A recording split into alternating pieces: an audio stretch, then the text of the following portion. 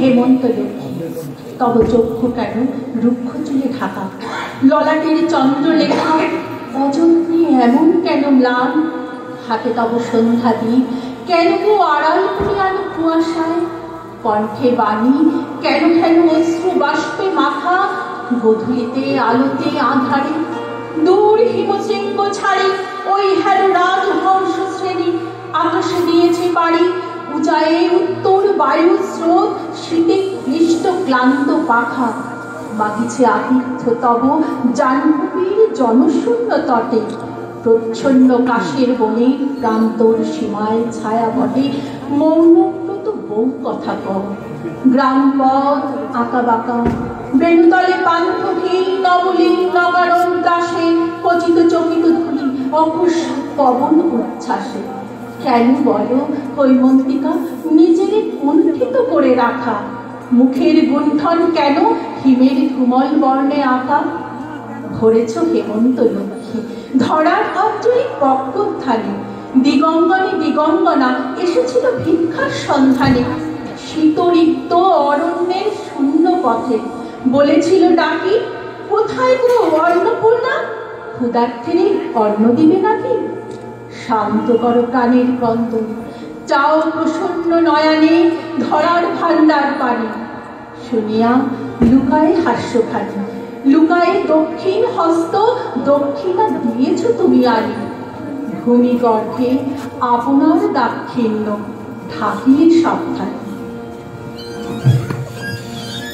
আজ আমার প্রণতি গ্রহণ করো পৃথিবী, শেষ নমস্কারে অবনত দিনাবসানের বেদি তবে, মহাবীর জগতে তুমি বীর প্রজ্ঞা, বিপরীতে তুমি ললিতে কঠোরে, মিশ্রিত তোমার প্রকৃতি পুরুষ নারীতে, আমিও রেখে যাব গয়ে মুষ্টি করি, আমার সমস্ত সুখ দুঃখের শেষ পরিণাম রেখে যাব এই নাম গ্রাসী আকার গ্রাসী সকল পরিচয় গ্রাসী নিঃশব্দ ধূলি রাশির মধ্যে, অচল অবরোধে আবদ্ধ পৃথিবী, মেঘলোকে উধাও পৃথিবী, গিরি সিংহমালার মহৎ মৌনে ধ্যান নিমগ্ন পৃথিবী, নীলাম্বর শিরতন্দ্র তরঙ্গে কালমন্ত্র মুখরা পৃথিবী,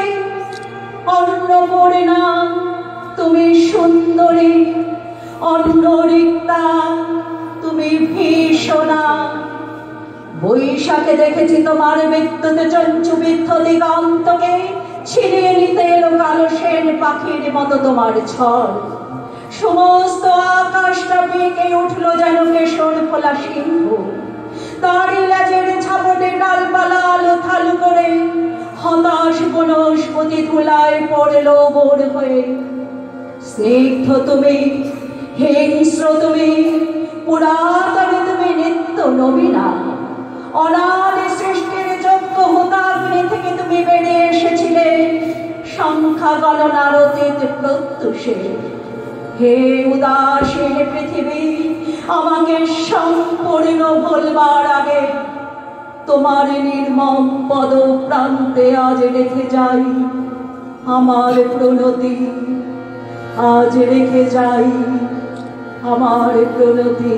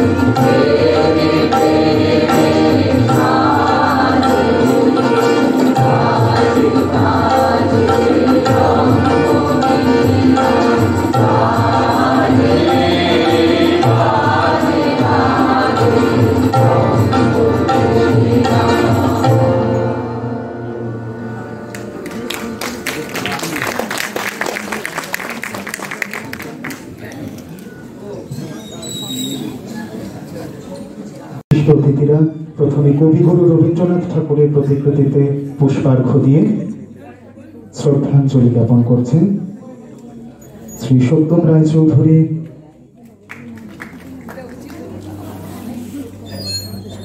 শ্রীমতী অপর্ণা ভট্টাচার্য,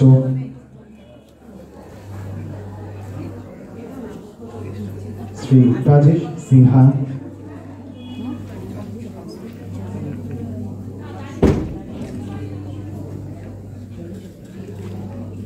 বিচারপতি শ্রীযুক্ত সৌমিত্র পাল,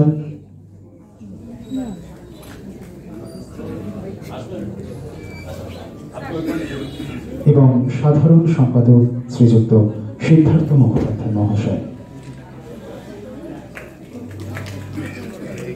রবীন্দ্রনাথ ঠাকুর আজ যার জন্মদিনকে কেন্দ্র করে আমরা এখানে এক হয়েছি, তার প্রতিকৃতিতে আমরা পুষ্পার্ঘ্য নিবেদন করব।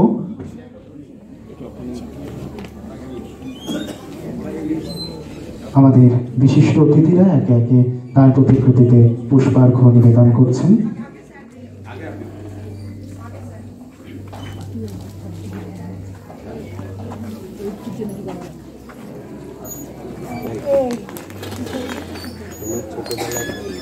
প্রথমে পুষ্পার্ঘ্য নিবেদন করছেন রবীন্দ্র ভারতী সোসাইটির সভাপতি বিচারপতি মাননীয় চিত্ততোষ মুখোপাধ্যায় মহাশয়।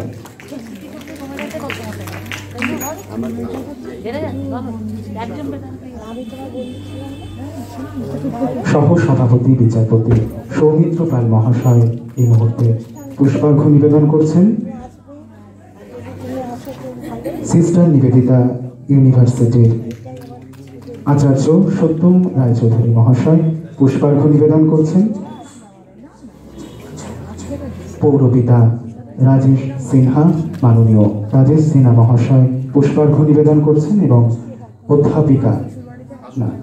অধ্যাপিকা অপর্ণা ভট্টাচার্য মহাশয়া এই মুহূর্তে রবীন্দ্রনাথ ঠাকুরের প্রতিকৃতিতে পুষ্পার্ঘ্য নিবেদন করে শ্রদ্ধাঞ্জলি নিবেদন করছেন এবং সোসাইটির সম্পাদক মাননীয় সিদ্ধার্থ মুখোপাধ্যায় মহাশয় শ্রদ্ধাঞ্জলি নিবেদন করছেন।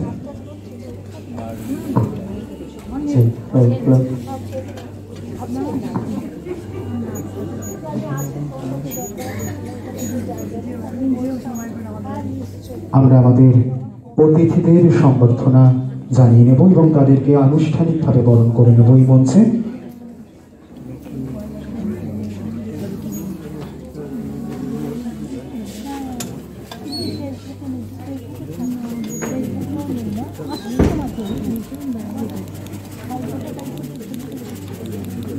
প্রথমে আমাদের আজকের অনুষ্ঠানের বিশিষ্ট অতিথি যিনি আজ রবীন্দ্রনাথ ঠাকুর স্মারক বক্তৃতা রাখবেন আমাদের সামনে, অধ্যাপিকা শ্রীমতী অপর্ণা ভট্টাচার্যকে আমরা সম্বর্ধনা জ্ঞাপন করব পুষ্পস্তবক এবং স্মারক সম্মাননায়।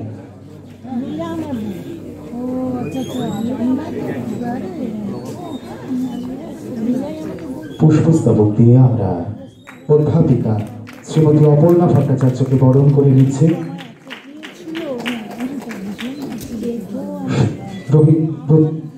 রবীন্দ্র ভারতী সোসাইটির সদস্যরা এই মুহূর্তে তাকে বরণ করে নিচ্ছেন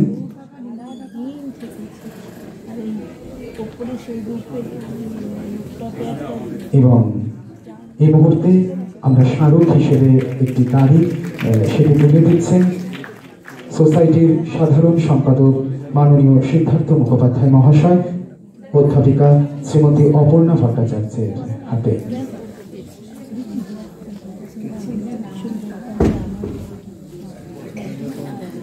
এই মুহূর্তে আমরা সম্বর্ধনা জ্ঞাপন করব সিস্টার নিবেদিতা ইউনিভার্সিটির আচার্য টেকনো ইন্ডিয়া গ্রুপ মাননীয় শ্রী সত্যম রায়চৌধুরী মহাশয়কে প্রথমে পুষ্পস্তবক দিয়ে আমরা বরণ করে নেব।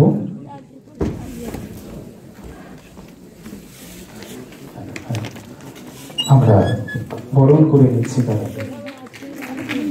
পুষ্পস্তবক দিয়ে রঙিন পুষ্পের শুভেচ্ছায় সোসাইটির সদস্যরা এবং তারপরে স্মারক সম্মাননা তুলে দিচ্ছেন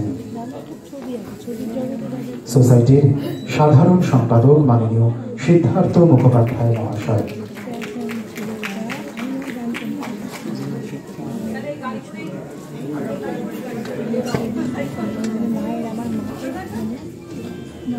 আচ্ছা, আমরা স্মারক হিসেবে যে গাড়িটি মঞ্চে তুলে দিচ্ছি অতিথিদের হাতে, আপনারা অনেকে জানেন আবার অনেকে জানেন না, তাই আরেকবার বলে দেওয়া, এই গাড়িটি রবীন্দ্রনাথ ঠাকুরের ব্যবহৃত যে গাড়ি আমাদের এই জোড়াসাঁকোর চত্বরেই রয়েছে বাড়িতে, আপনারা সেই গাড়িটি দেখেছেন, সেই গাড়ির মডেল এটি। সেটি আজ আমরা স্মারক হিসেবে আমাদের অতিথিদের হাতে তুলে দিচ্ছি।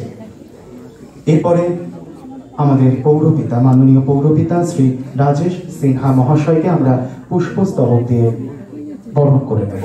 বরণ করে নিচ্ছেন সোসাইটির সদস্যরা। আমরা একটু করতালি দিয়ে আমাদের এই মুহূর্তটিকে আরো রঙিন করে তুলি। আবার আমাদের স্মারক সম্মাননা গাড়ি,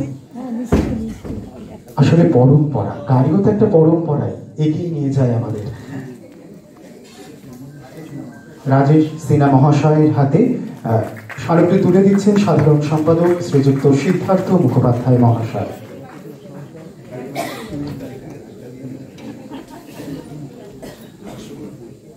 এই মুহূর্তে আমরা আমাদের এই সোসাইটির যিনি সভাপতি মাননীয় বিচারপতি শ্রী চিত্ততোষ মুখোপাধ্যায়কে পুষ্পস্তবক দিয়ে বরণ করে নেব। বরণ করে নিচ্ছেন সোসাইটির সদস্যরা।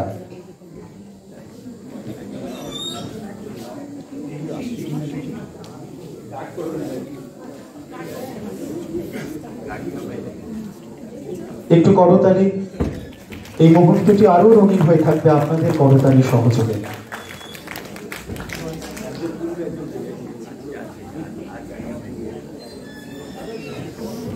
এই মুহূর্তে আমরা পুষ্পস্তবক দিয়ে বরণ করে নেব সোসাইটির সহ সভাপতি বিচারপতি শ্রী সৌমিত্র পালকে। শ্রী সৌমিত্র পাল মহাশয়কে পুষ্পার্ঘ্য দিয়ে বরণ করে নিচ্ছেন সোসাইটির সদস্যরা।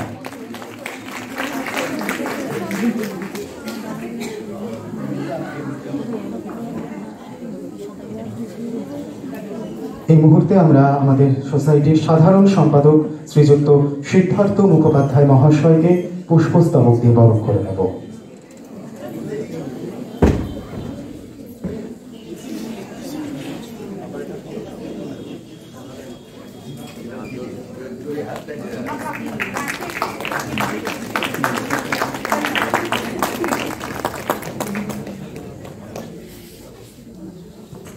আমাদের এই সম্বর্ধনা জানানোর পর্ব আমরা এখানে শেষ করছি। এখন সেই মুহূর্ত, যে মুহূর্তের জন্য আমরা অপেক্ষায় অধীর, কিছু কথা শুনব, যে কথা আমাদের শ্রবণে অন্ধকার দূর করবে, অন্ধকার থেকে আলোয় উত্তরণের পথ খুঁজে দেবে যে কথা, সেরকম কিছু কথা আমরা বক্তব্যের মধ্য দিয়ে শুনব। প্রথমেই প্রারম্ভিক বক্তব্য দেবেন আমাদের সোসাইটির সাধারণ সম্পাদক শ্রীযুক্ত সিদ্ধার্থ মুখোপাধ্যায় মহাশয়। তাকে আমরা মঞ্চে আমন্ত্রণ জানাবো বক্তব্যের জন্য। কবিপুত্র রথীন্দ্রনাথ ঠাকুরের জন্মদিন আমরা পালন করে চলেছি। রবীন্দ্রভারতী সোসাইটি যবে থেকে গোড়াপত্তন হয়েছে সেই তবে থেকে, হয়তো আগে আমাদের দিনটা কখনো হতো জানুয়ারি মাসে কোনো একটা অনুষ্ঠানের সঙ্গে একসঙ্গে বা অন্য কোনো দিনে, কিন্তু আমরা বেশ কয়েক বছর ধরে আমরা একটি ঠিক করেছি আমরা কমিটিতে যে যেদিন জন্মদিন সেই 27শে নভেম্বরই আমরা পালন করব। তাতে একটা কি আমাদের সুবিধা হয় কি, যে প্রত্যেকে জানতে পারেন যে কবে কবির পুত্র রথীন্দ্রনাথ ঠাকুরের জন্মদিন। এইটি করতে গিয়ে আমাদের যারা আছেন আমরা ঠিক করি যে এমন একটি অনুষ্ঠান করা হোক যে অনুষ্ঠানটির নাম দেওয়া হোক পরম্পরা। কারণ আপনারা বুঝতেই পারছেন এই নামের মাহাত্ম্যটা, আপনারা নিজেরাই বুঝতে পারছেন যারা এখানে উপস্থিত আছেন। আমরা প্রথম যখন এই পরম্পরা অনুষ্ঠানটি করি, আমরা তখন চারিদিকে খুঁজে বেড়াচ্ছিলাম যে কাকে আনা যায়, কাদেরকে আনা যায়।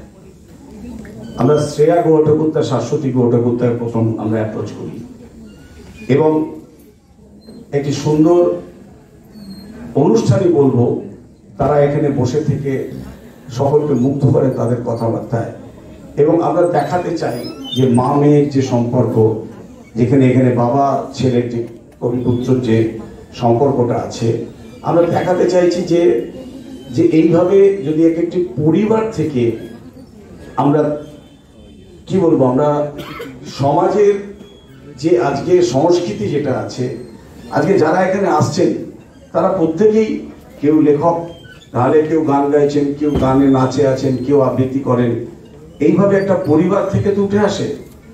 সেইভাবে আমরা পর করেছি, কখনো করেছি চন্দ্রাবলী রুদ্র দত্তকে করেছি, তার মেয়ে এসছেন, কখনো করেছি বাবুল সুপ্রিয়, তার বাবা এবং কাকা এসেছেন, রাঘব এসছেন, রাঘবের মা এসছেন, আপনারা সবাই আসছেন যারা দেখতে পাচ্ছেন, রোহিণী রায়চৌধুরী তার বাবা আছেন, দেবাশিস রায়চৌধুরী, অরিত্র দাশগুপ্ত।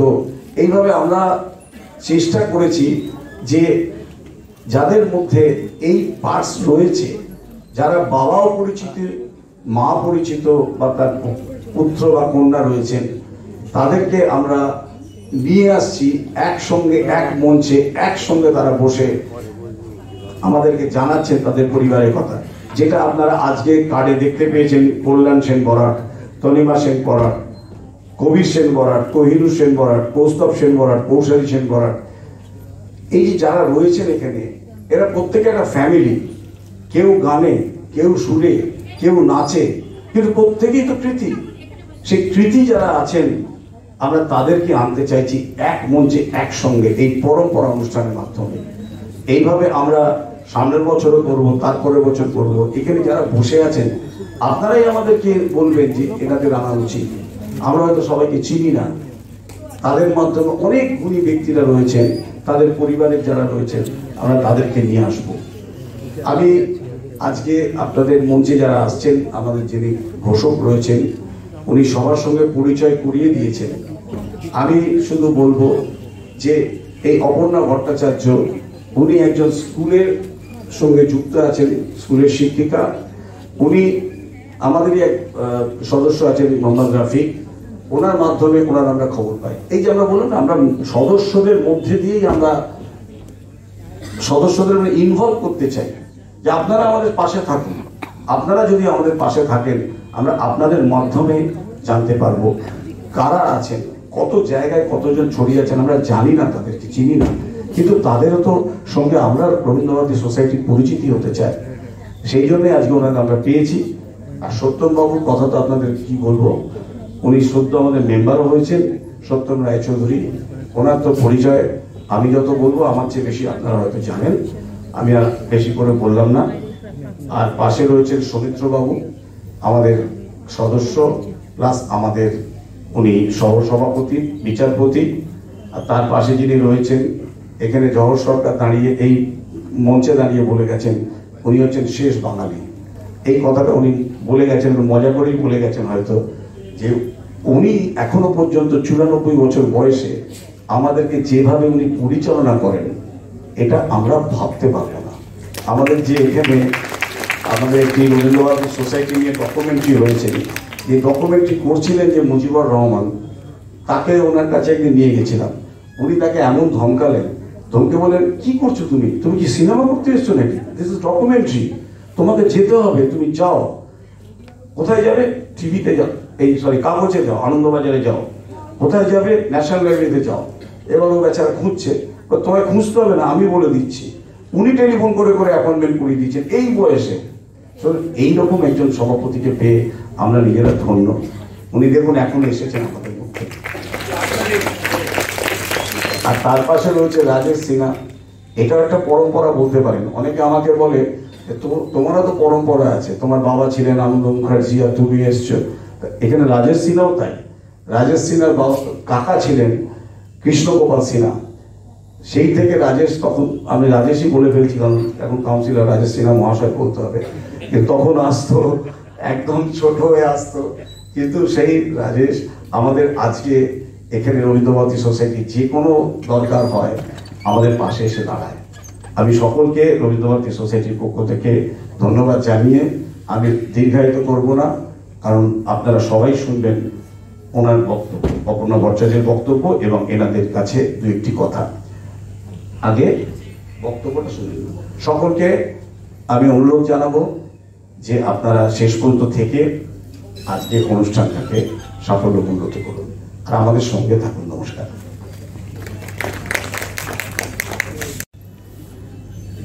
মাননীয় বিচারপতি, প্রধান বিচারপতি শ্রী চিত্ততোষ মুখোপাধ্যায়, সম্মানীয় অতিথি রূপে উপস্থিত শ্রীমতী অপর্ণা ভট্টাচার্য, বিশেষ অতিথি শ্রী সত্যম রায়চৌধুরী, যিনি আচার্য সিস্টার নিবেদিতা ইউনিভার্সিটি এবং পৌরপিতা শ্রী রাজেশ সিনহা, শ্রী সিদ্ধার্থ মুখোপাধ্যায় মঞ্চে, এবং যারা রয়েছেন এখানে কর্মকর্তা যারা রয়েছেন রবীন্দ্র ভারতী সোসাইটির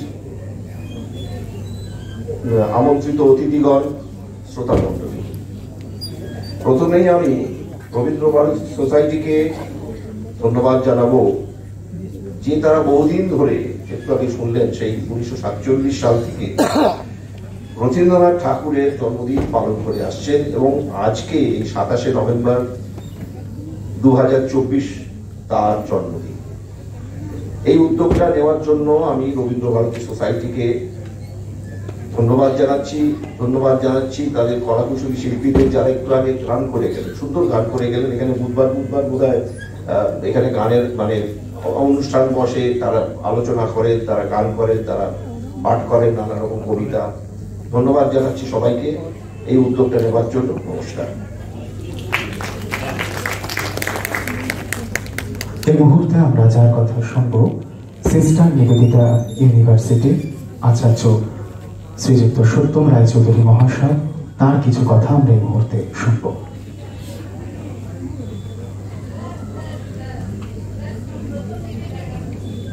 নমস্কার, শুভ সন্ধ্যা।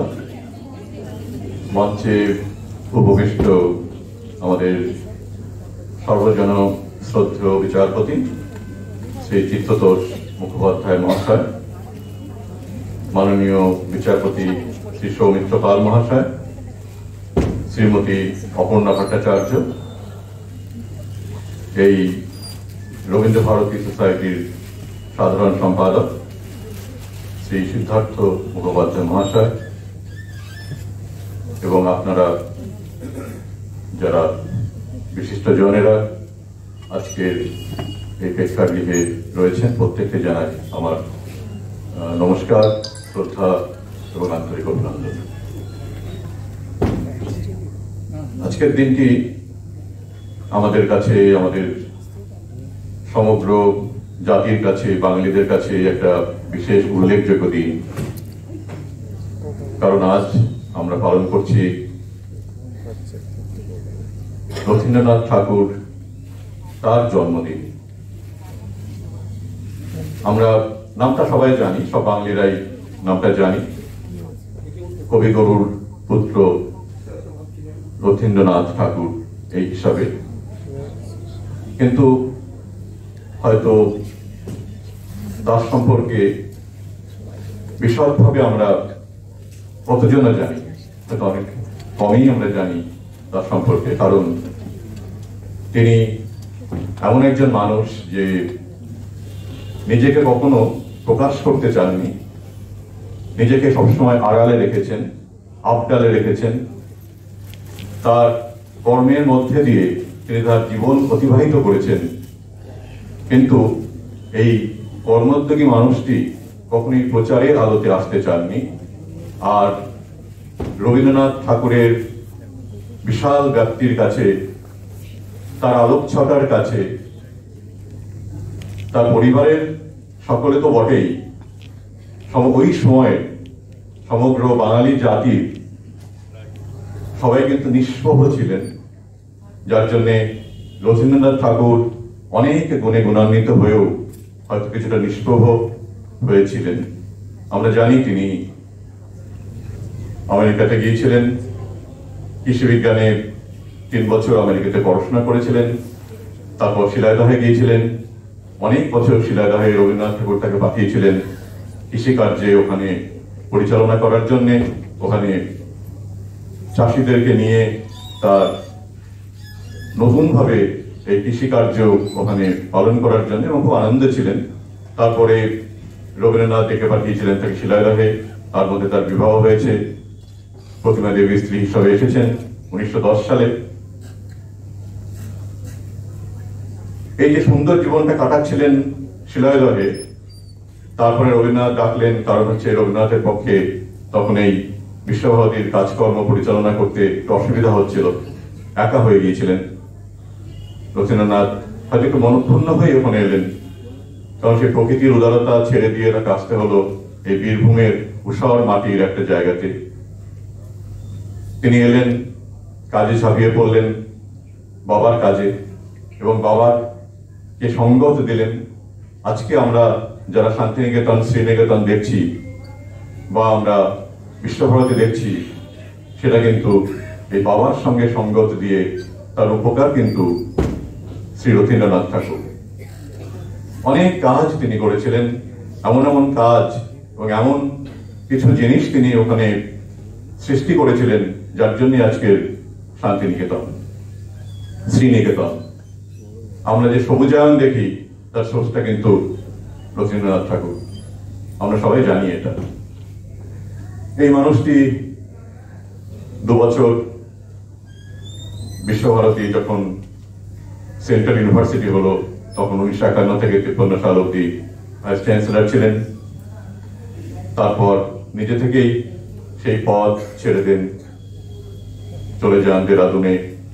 8 বছর দেরাদুনে তার, আমরা জানি, সেই সবকিছু ছেড়ে দিয়ে তার যে কোনো কারণেই হোক মানসিক আঘাত তিনি পেয়েছিলেন শান্তিনিকেতন থেকে, সেই আঘাত নিয়েই 8 বছর বাদে চলে যান আমাদেরকে ছেড়ে। এইটুকুই বলি, আমরা আরো জানতে পারবো। শ্রী অপর্ণা ভট্টাচার্য আজকে তার বক্তব্যে আমাদেরকে আরো ঋদ্ধ করবেন।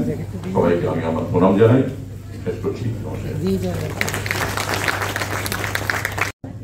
চলে আসবো সরাসরি রথীন্দ্রনাথ ঠাকুর স্মারক বক্তৃতায়, এবং আজ সে কথা আমাদের যিনি শোনাবেন Barasat Kalikrishna girls high school থেকে যিনি এসেছেন, মাননীয়া অপর্ণা ভট্টাচার্য মহাশয়া, তার কাছ থেকে আমরা শুনব রথীন্দ্রনাথ ঠাকুর স্মারক বক্তৃতা।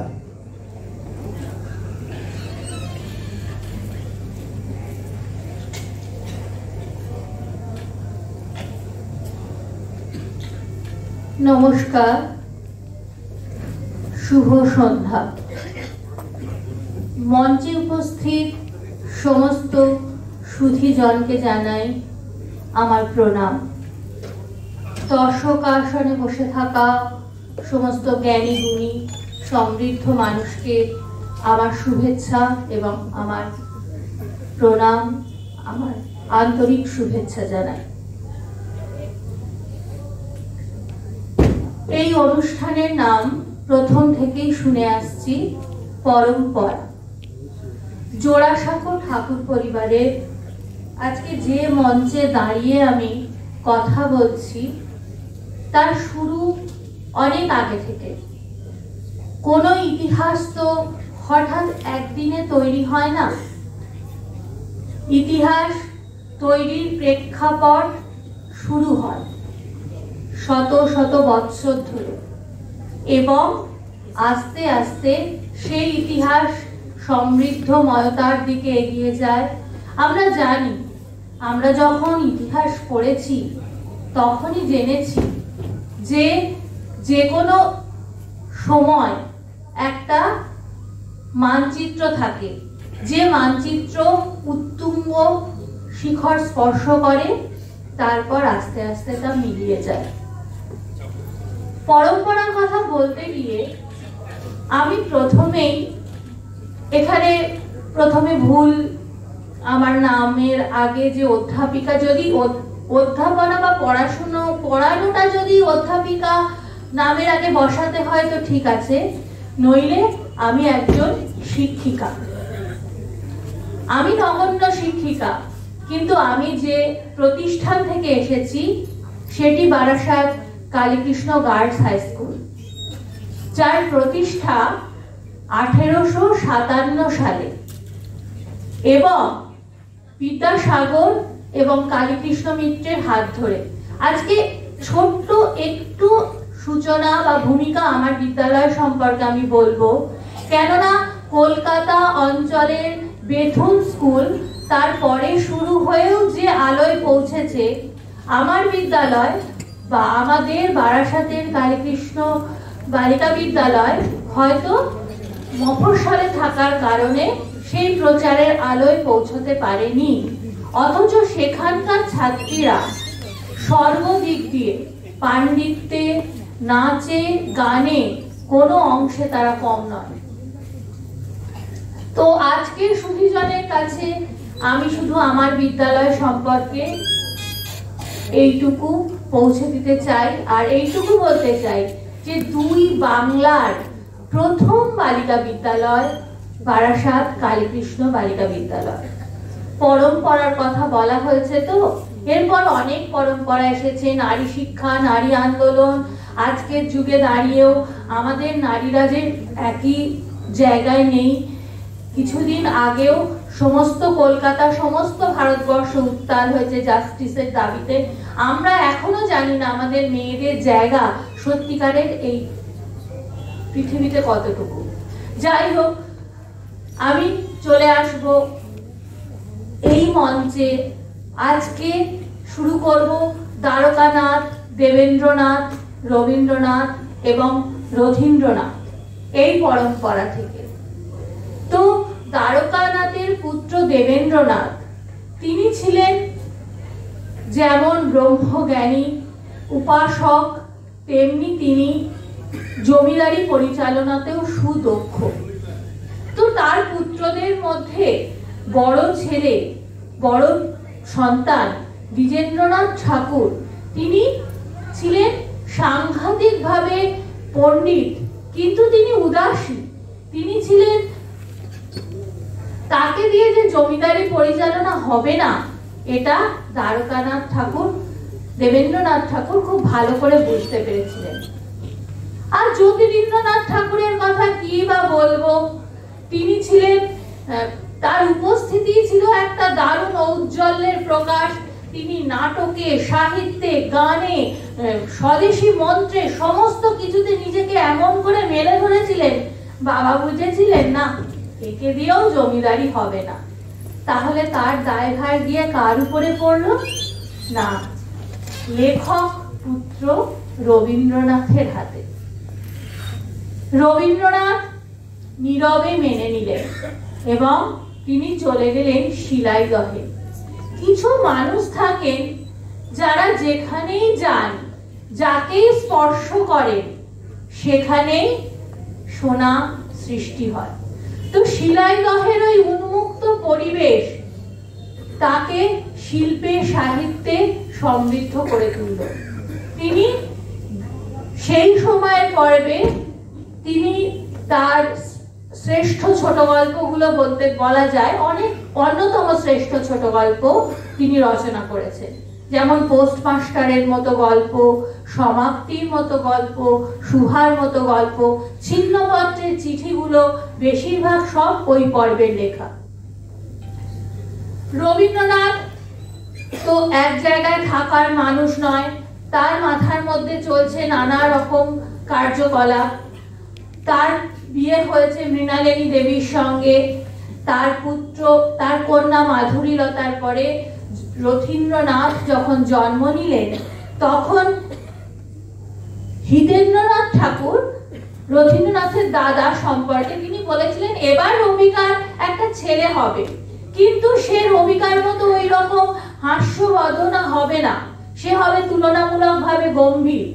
এবং যথাকালে সেই ভবিষ্যৎবাণীকে সত্য করতে জন্ম নিল রথীন্দ্রনাথ ঠাকুর। রথীন্দ্রনাথ ঠাকুর, যে কোনো পরিবারে যা হয় ওই রকম একটা পরিবার, যা সমস্ত, তখন কলকাতা আমাদের ইংরেজ অধ্যুষিত এবং কলকাতা তখন ভারতবর্ষের রাজধানী, কলকাতা সমস্ত ভারতবর্ষকে পথ দেখাচ্ছে। সেই পরিস্থিতিতে ঠাকুর বাড়িও সমস্ত বাঙালিকে বলা যায় সমস্ত ভারতবর্ষের কিছুটা পথ সৃষ্টি করছে। তারা ঔজ্জ্বল্যে, শিক্ষায়, সৌন্দর্যে সব দিক থেকে এগিয়ে। সেখানে রথীন্দ্রনাথ ঠাকুর যেন একটু তার সৌন্দর্য নিয়ে, তার মনের, অন্য কেউ কিছু না বললেও তার মনে একটু একটু করে সঞ্চারিত হলো, না এই বাড়ির সৌন্দর্যের কাছে তো আমি তেমন সুন্দর নই, একটু একটু করে তার মনে জটিলতা সৃষ্টি হতে থাকলো। রথীন্দ্রনাথ বারবার লিখেছেন, একবার লিখছেন তার মধ্যে একটা দ্বন্দ্ব, একটা দোলায়মানতা। তিনি একবার লিখছেন যে আমার বাবা আমাকে আমার দিদিকে সব থেকে আমার ভাই বোনেদের মধ্যে বেশি ভালোবাসে। আবার কখনো লিখছেন যে আমার ছোট ভাই যিনি যে অগাধ প্রতিভার অধিকারী, আমার বাবা তাকে বেশি ভালোবাসে। অথচ বাবার প্রতি মুগ্ধতা বোধ, রবীন্দ্রনাথের প্রতি মুগ্ধতা বোধ তার এতটুকু কমেনি, রবীন্দ্রনাথের প্রতি কোনো অনুযোগ তার মনে সৃষ্টি হয়নি, কিন্তু মনের কোণে কোথাও যেন একটা অভিমানের স্তব আস্তে আস্তে জমা হচ্ছে সেই ছোটবেলা থেকে। কিন্তু রবীন্দ্রনাথ তো নিজের সৃষ্টিতে মগ্ন, তিনি তার সন্তান, তার সৃষ্টি সমস্ত কিছু নিয়ে তিনি এগিয়ে চলেছেন। তিনি ঠিক করলেন, প্রথমে তিনি নিজেই এই প্রথাগত শিক্ষায় বিশ্বাসী ছিলেন না, নিজেই বলতেন যে বিদ্যালয়ের মধ্যে ট্রাম চলে কিন্তু মন চলে না। তো তিনি কি করলেন, প্রথমে সন্তানদের জোড়াসাঁকো ঠাকুর বাড়িতে শিক্ষা দিতে শুরু করলেন। ইতিমধ্যে শিলাইদহে জমিদারি কার্যে তাকে চলে যেতে হলো, তিনি স্ত্রী সন্তানদের নিয়ে চলে গেলেন। দেখা গেল এই সময়ে রথীন্দ্রনাথ এবং তার ভাই বোনেরা তার বাবাকে খুব বেশি করে পেল। রবীন্দ্রনাথ একদিকে যেমন সৃষ্টি কার্যে মগ্ন, তেমনি তার মধ্যে সন্তান মানে পরবর্তী প্রজন্মের শিক্ষা ব্যবস্থা কেমন হওয়া উচিত সেটা নিয়ে তার মধ্যে যে ধারণা তৈরি হয়ে আছে, সেই ধারণাকে তিনি কি করলেন, তিনি তার সন্তানদের মধ্যে সঞ্চার করলেন। একই সঙ্গে তিনি সাহিত্য বিজ্ঞান পড়ানো শুরু করলেন, তার সাথে প্রকৃতির মধ্যে শিক্ষা, এটা রবীন্দ্রনাথ বারবার বলেছেন। এবং ওই শিলাইদহে ওই গঙ্গার এপার ওপার বিস্তৃত করে তিনি যেমন পারাপার করেছেন, রথীন্দ্রনাথ বলছেন আমি কেমন করে সাঁতার শিখলাম, বাবা একদিন আমাকে ফেলে দিলেন ওই গঙ্গার মধ্যে, হাবুডুবু খেতে খেতে আমি সাঁতার শিখে গেলাম।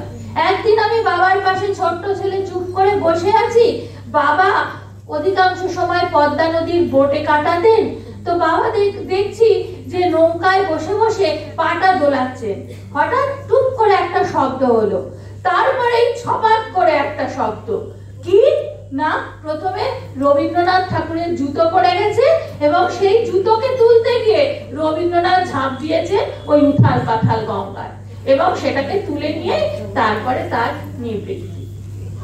তো এইভাবে পিতার সাহচর্যে রথীন্দ্রনাথ বড় হচ্ছেন।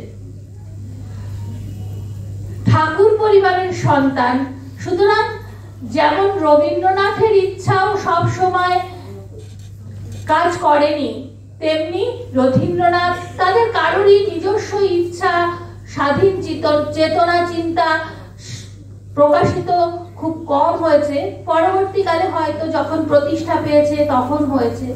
তো রথীন্দ্রনাথের ক্ষেত্রেও একই হলো। এইবার কিন্তু আমরা একটা বিষয় অনেকে জানি যে বিবেকানন্দ বা নিবেদিতা বা ওই পরিবারের সঙ্গে আমাদের ঠাকুর পরিবারের একটা বিরোধ ছিল, কিন্তু ওই সময় আমরা দেখতে পাই একেবারেই সেটা নয়। নিবেদিতা যখন প্রবল উৎসাহী যে আমাদের সন্তানরা পদব্রজে ভারত পরিভ্রমণ করুন এবং সেই চেতনা তিনি রবীন্দ্রনাথকে জানাচ্ছেন, তখন রবীন্দ্রনাথ কি করেছেন, তার বড় পুত্র রথীন্দ্রনাথকে পাঠিয়ে দিলেন যে হ্যাঁ ওই দলের সঙ্গে, ওই দলের সর্বকনিষ্ঠ সে, তাকে ওই দলে পাঠিয়ে দিলেন এবং সচ্চিদানন্দ মহারাজের সঙ্গে রথীন্দ্রনাথ চলল পদব্রজে কেদার বদ্রী পার হতে। এবং তারপরেই শুরু হবে, কেননা রবীন্দ্রনাথের একটা পরিকল্পনা ছিল, তারপরেই সেটা হচ্ছে ব্রহ্মচর্যাশ্রম শান্তিনিকেতন। শান্তিনিকেতন শুরু করাটাও এমন কিছু সোজা ছিল না। প্রথমত একটা বিদ্যালয় প্রতিষ্ঠা করতে গেলে যে অর্থের প্রয়োজন সেটা জোগাড় করার প্রয়োজন ছিল। দ্বিতীয়ত কি ছিল না, সেই বিদ্যালয়ে পড়বে কে? সব সময় আমরা প্রচলিত পথে হাঁটতে পছন্দ করি। রবীন্দ্রনাথ নিজেই লিখেছেন যে ওরে নবীন ওরে আমার কাঁচা, আজ মরাদের ঘা মেরে তুই বাঁচা। ওই যে প্রবীণ ওই যে পরম পাকা, চক্ষু কর্ণ দুইটি ডানায় ঢাকা, ঘুমায় যেন চিত্রপটে আঁকা, অন্ধকারে বন্ধ করা খাঁচায়। ওরে নবীন ওরে আমার কাঁচা, আজ মরাদের ঘা মেরে তুই বাঁচা।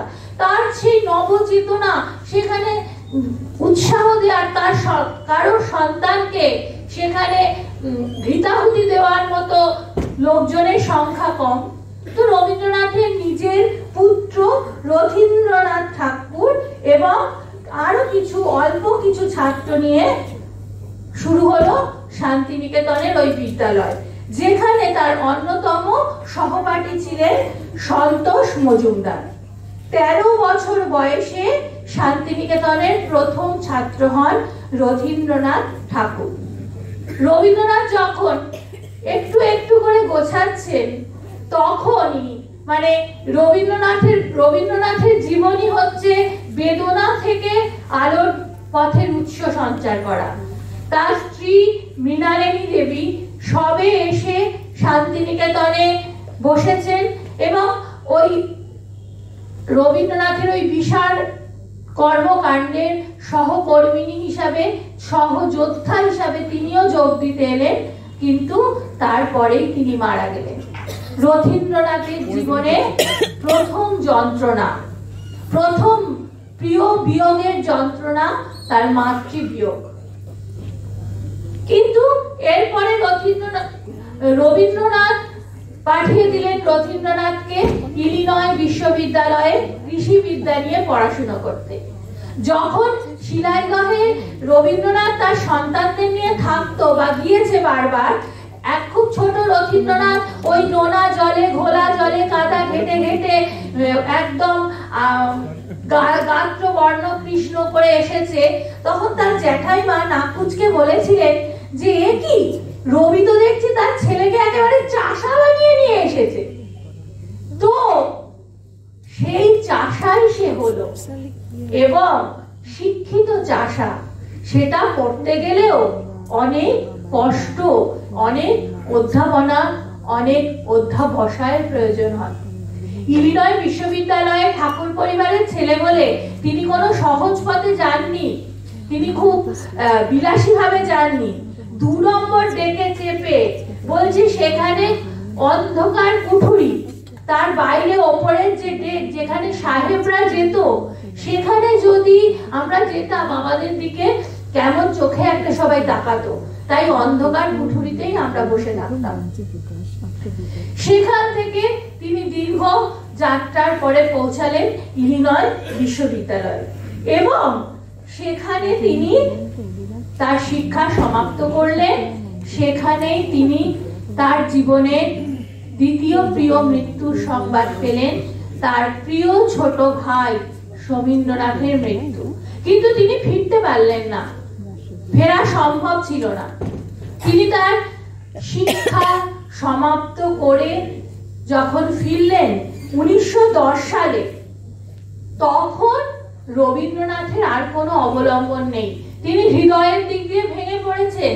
তিনি তখন কি করলেন, রথীন্দ্রনাথকে আঁকড়ে ধরলেন এবং বললেন যাও তুমি।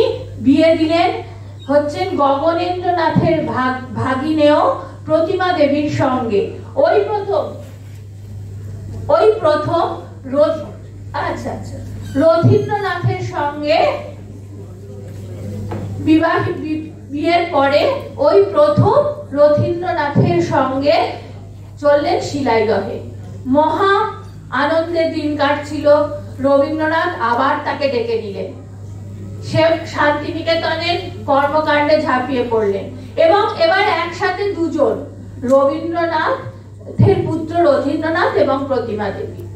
এরপরে আমরা যত এগোতে থাকবো দেখব রথীন্দ্রনাথ কেবল রবীন্দ্রনাথের সহচর হয়েছে, তার স্ত্রী প্রতিমা দেবী হয়েছেন তার সব মানে নর্ম সঙ্গী, এবং তারা রবীন্দ্রনাথকে তার সৃষ্টির জন্য ছেড়ে দিয়ে বাকি সমস্ত কর্মকাণ্ড নেপথ্যে সামলে গেছে।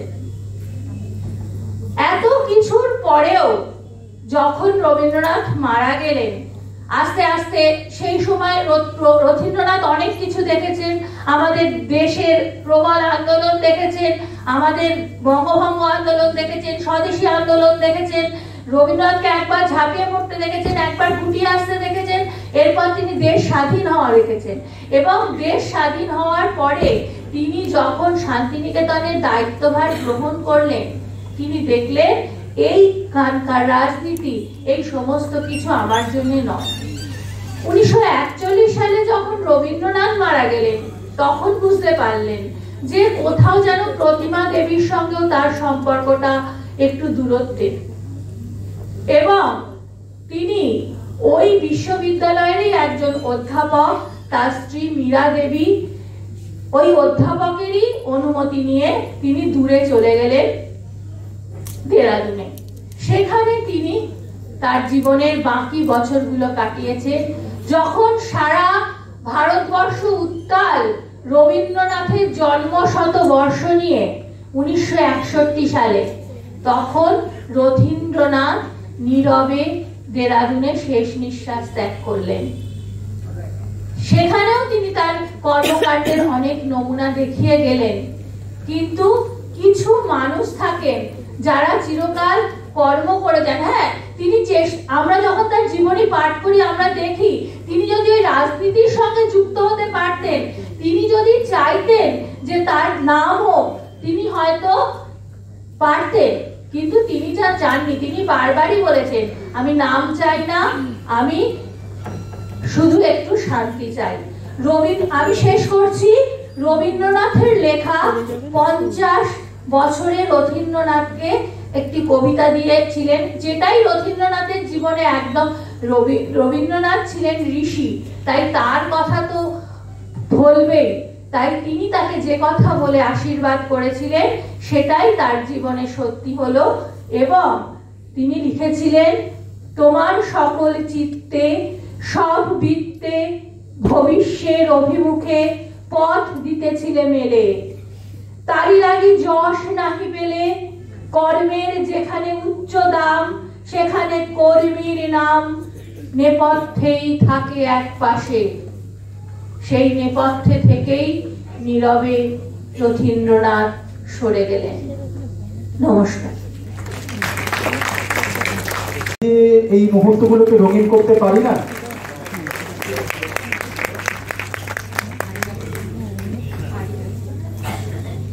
এই যে দেখছেন, এটি হচ্ছে কেসি দাসের মিষ্টি। কেসি দাসের যিনি ধীমান দাস, উনি আমাদের কমিটির মেম্বার, কিন্তু আসতে পারেননি, কিন্তু উনি পাঠিয়ে দিয়েছেন।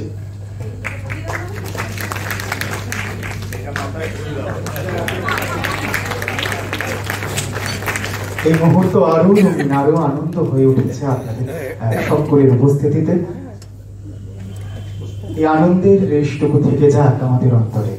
এই মুহূর্তে আমরা ধন্যবাদ জ্ঞাপন ভাষণ শুনবো আমাদের সোসাইটির সভাপতি বিচারপতি মাননীয় চিত্ততোষ মুখোপাধ্যায়ের কাছ থেকে।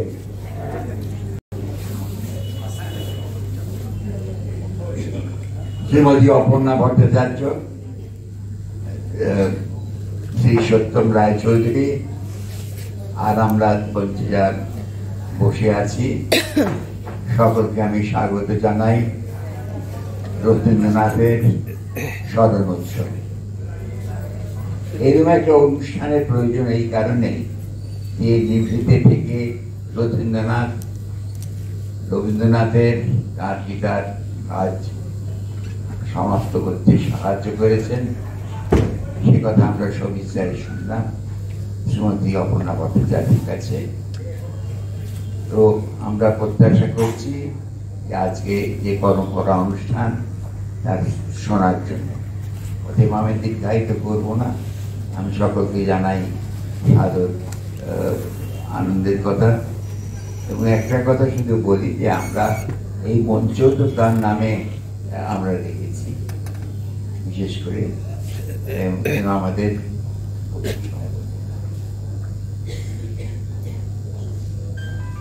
আমাদের রবীন্দ্র এবং তার একটি আবক্ষ মূর্তি আমরা প্রতিষ্ঠা করেছি এই রবীন্দ্রে। আর ছবিটিও অঙ্কন করেছেন শ্রী শুভা প্রসন্ন, এবং তার স্মৃতি আমরা সবসময় স্মরণে রাখি এবং আমরা আজকের অনুষ্ঠানে তার প্রতি সকলের হয়ে আমার ব্যক্তিগতভাবে শ্রদ্ধা এবং প্রণাম জানাই। নমস্কার। ধন্যবাদ আমাদের মঞ্চে উপবিষ্ট প্রত্যেক বিশিষ্ট অতিথিদের। তাদেরকে আমরা অনুরোধ করব আমাদের দর্শক আসনে গিয়ে আসন গ্রহণ করবার জন্য, এবং সেই সঙ্গে আমাদের অনুষ্ঠানের যে প্রথম অংশটুকু ছিল সেই অংশটুকু আমরা শেষ করলাম।